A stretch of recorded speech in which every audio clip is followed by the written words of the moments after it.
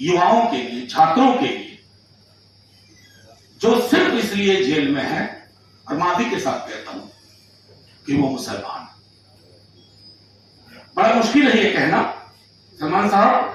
मैं हाल में सदन में चर्चा हो रही, मैंने एक एक करके नाम लिए, ये सारे नाम, और ये नाम लेना जरूरी था, पार्लियामेंट के रिकॉर्ड में जाना जरूरी था। हम आज हार जाए, लेकिन जब कभी कोई रिसर्च आज से 100 साल बाद करेगा तो ये तो समझेगा कि हिंदुस्तान में उस वक्त की हुकूमत में कम से कम चंद लोग इन चीजों पर अपना पक्ष रखते थे। हमें अब वर्तमान से ज्यादा आने वाले इतिहास की भी चिंता है। इस देश में बुलडोजर सेलिब्रेट किया जाए। और माफी के साथ कहता हूं सलमान साहब, आपने कहा कि हम सबको इकट्ठा होना, बीजेपी के खिलाफ पॉलिटिक्स के लिए अगर बीजेपी की फोटोकॉपी, हेजी फोटोकॉपी बनेंगे तो मुश्किल होगी। फिर क्यों हटे बीजेपी, बरकरार रहे उसे तेवर के साथ। हम बीजेपी को हटा करके, मोदी जी को हटा करके एक दूसरे मोदी तो नहीं लाएंगे ना।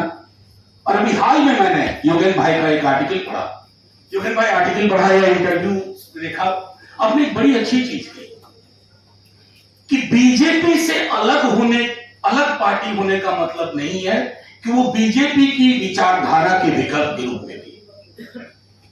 आज हम सब दिल्ली में हुई गिरफ्तारी के विरोध में हैं। हमें लगता है कि सीबीआई आनुषंगिक संगठन की तरह व्यवहार कर रही है, लेकिन हम दिल्ली दंगों के दौरान के भी सच को आज याद रखें। यह नहीं हो सकता है ना कि एक वक्त पे आप चुप्पी ले रहे, वो वक्त होता है एग्जामिनेशन का। अगर तराजू पे तौल के इलेक्ट्रल डेमोक्रेसी की बिसात पे आप सारे निर्णय लेंगे तो दुनिया का इतिहास गवाह है कि इलेक्ट्रल डेमोक्रेसी ने जो निर्णय लिए वो उस मुल्क के लिए 50 साल बाद अच्छे साबित हुए, 30 साल बाद अच्छे साबित हुए। ये तय तो करना होगा हमें। अक्सर भी देखता हूं लोग साफ तौर पर मुसलमान नाम लेने से बचते हैं, अल्पसंख्यक उस कैटेगरी का ज्यादा इस्तेमाल करते हैं।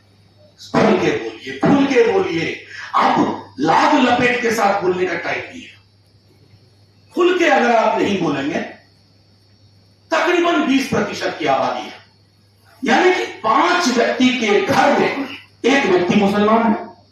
अगर मैं इसको थोड़ा अंकगणित में समझाऊं तो 5 बच्चे में से अगर 1 बच्चे के लिए, उसके दर्द के लिए आप नहीं सोच रहे, नहीं देख रहे, आप तो घर में खुद आग लगा रहे हैं। और ये आग ऐसी है जिसके लिए कोई अग्निशामक यंत्र काम नहीं आता। फिर हम सब बैठ करके, कब्रिस्तान में बैठ करके कहेंगे कि ये क्या किया हमने अपने साथ, अपने देश के साथ।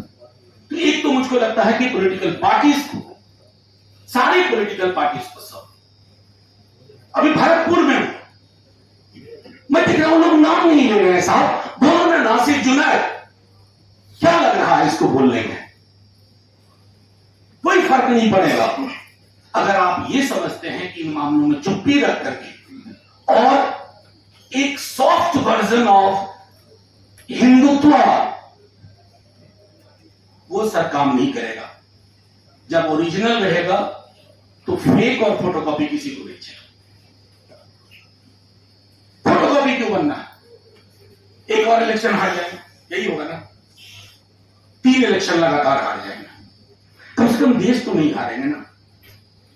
ये तो लगेगा ना कि 40, 42, 45% लोग अभी भी उस राजनीति के साथ नहीं है, खुल करके बोल रहे हैं। वो मादा, वो मिजाज मुझको लगता है तैयार करना होगा।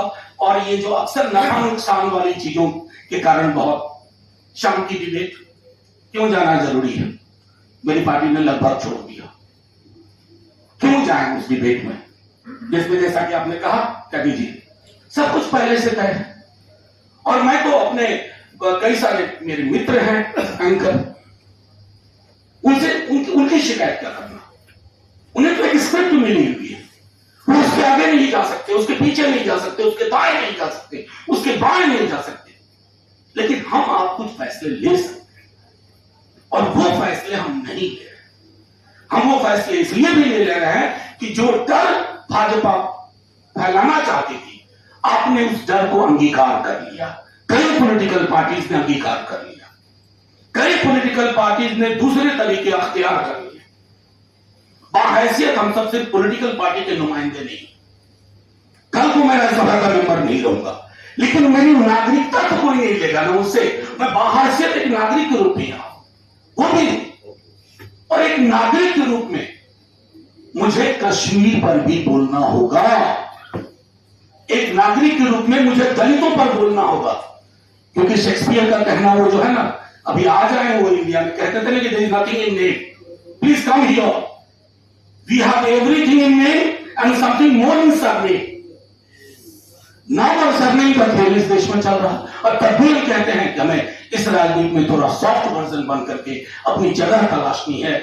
और एक बार सत्ता में आ गए, नहीं साहब, सत्ता में आप आ जाएंगे, मैं मानता हूं सत्ता का गणित अलग होता है, लेकिन मनोवैज्ञानिक रूप से हम इस देश को हार रहे हैं, सामाजिक रूप से हम इस देश को हार रहे हैं। इस मुल्क की जो तामीर थी हम उसको खो चुके। जिस मुल्क में नाम लेने से पहले किंतु परंतु करना पड़े, एक जुनैद के साथ एक पंकज को जोड़ना पड़े, अरे पंकज के लिए भी बोलो जुनैद के, कोई विरोधाभास नहीं है।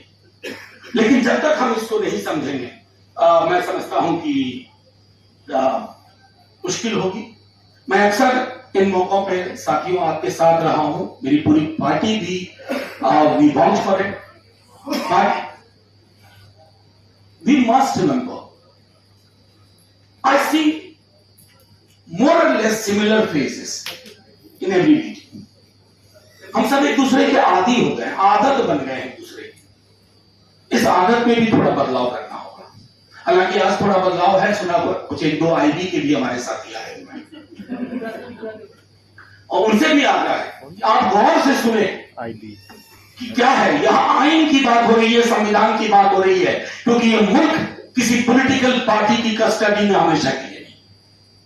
चुनाव होता है, सरकारें आती हैं, सरकारें जाती हैं। अमृत काल इस देश के लिए हो सकता है, किसी पॉलिटिकल पार्टी के लिए अमृत हमेशा के लिए नहीं है। हमने बड़े बड़े पॉलिटिकल पार्टीज और बड़े बड़े लीडर नाम देखे हैं जो कहां दफन हो गए, आज कोई नाम लेवा नहीं। तो इस हकीकत को स्वीकार करते हुए हम कानूनी लड़ाई के लिए, हमारे पास ऐसे लोग हैं, सलमान भाई हैं। सलमान भाई, आप लोगों को भी एक आग्रह मैं करूंगा कि लॉयर्स की एक पूरी टीम इन केसेस को, मैं जानता हूं आप प्रो बोनो केसेस लेते हैं, लेकिन एक पूरी टीम लेवल लो, क्योंकि अक्सर उस दौर में कुछ नोट शेयर किए थे हमने, नदीम ने भी आपस में। मेरे पार्टी का एक लड़का मीरान हैदर, वो मेरे साथ दिल्ली राइट के टाइम में, रिलीफ के काम में, या कोरोना के वक्त में रिलीफ के काम के लिए मैं डिपेंडेंट रहता था उससे। वो जेल में, मैं लाइटर वेल में कहता हूं, उसको अगर कमरे में एक मच्छर के साथ छोड़ दो तो मच्छर नहीं मार सकता, और आपने उसको कॉन्स्पिरेसी में डाल दिया। जो ख्वाब में उसने कभी नहीं सोचा वो आपके ख्वाब में आ गया। जो बता रहे थे योगेन भाई, फेरी टेल में पूरी की पूरी आपकी जांच। तो मैं ज्यादा बात नहीं लूंगा, सिर्फ इतना कहूंगा नरगिस, आपका पेन ये आपका व्यक्तिगत नहीं है, ये इस दौर का दर्द है, ये हम सब का है। हम डे टू डे लेवल पर आपसे मिल नहीं पाते हैं, बात नहीं कर पाते हैं, लेकिन इतना जरूर बताते हैं कि इस दौर में भी एक बहुत बड़ी आबादी, और मानिए जितनी आबादी वोट करती है बीजेपी को, उससे बड़ी आबादी आपके दर्द के साथ है। बस ये है कि वो जो बड़ी आबादी है ना, जो आपके दर्द के साथ है, वो इन दिनों थोड़ा चुप ज्यादा रहने लगी, सड़कों पे आना बंद कर दिया है। वो रवायतें बहाल करनी होंगी। इस ऑडियंस में भी मैं देख रहा हूं जो अलग अलग मुद्दों के लिए एमकेएसएस के हमारे साथी लोग भी हैं जो लड़ते रहे। तो अब हमको, हम सबको भी लड़ाई को एक मान लिया जाए कि परमानेंट है, कि अब हमारा यही काम है कि हम लड़ाई करें। लड़ाई बोले तो मैं आईबी के साथियों से कहता हूं, लड़ाई का मतलब यहाँ कतई भी गन लाठी बाठी से नहीं है, ये एक वैचारिक लड़ाई, हाँ मनु मानेसर वाला नहीं है, एक वैचारिक लड़ाई है। और ये लड़ाई इस बात के लिए है, अभी साहब